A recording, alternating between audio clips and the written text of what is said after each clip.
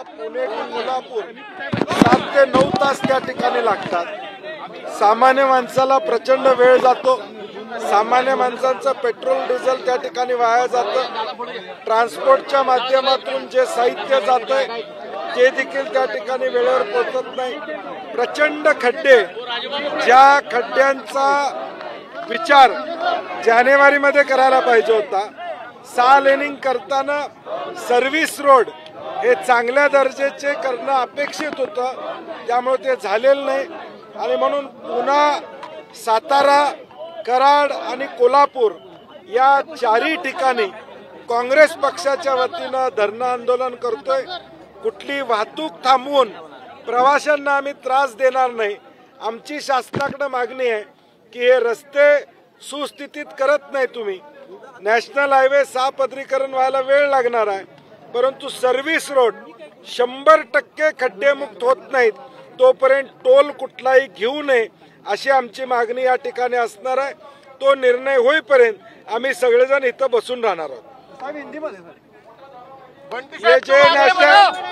ये national highway का जो काम काफी साल से चल रहा है, ये नेशनल हाईवे 4 लेन का 6 लेन करने का काम शुरू है।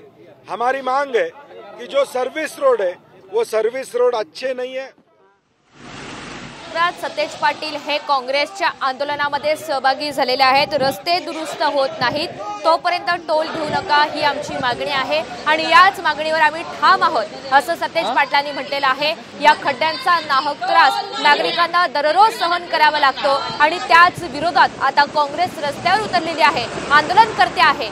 प्रामुख्याने पश्चिम महाराष्ट्रामध्ये सध्या आज दिवसभर काँग्रेस आंदोलन करणार आहे। पुणे, सातारा, सांगली आणि कोल्हापूर या ठिकाणी काँग्रेसने आंदोलन करण्यास सुरुवात केलेली आहे। सध्याची कोल्हापूर आणि साताऱ्याची आपण ही दृश्य पाहतो। सातारा शहरालगत असणाऱ्या आनेवाडी टोल नाक्यावर आज साताऱ्यातील काँग्रेसच्या वतीनं टोलबंदीचं आंदोलन करण्यात येते। हा अन्यायकारक टोल का वसूल करताय अशा प्रकारे विचारणा करण्यात येते आहे।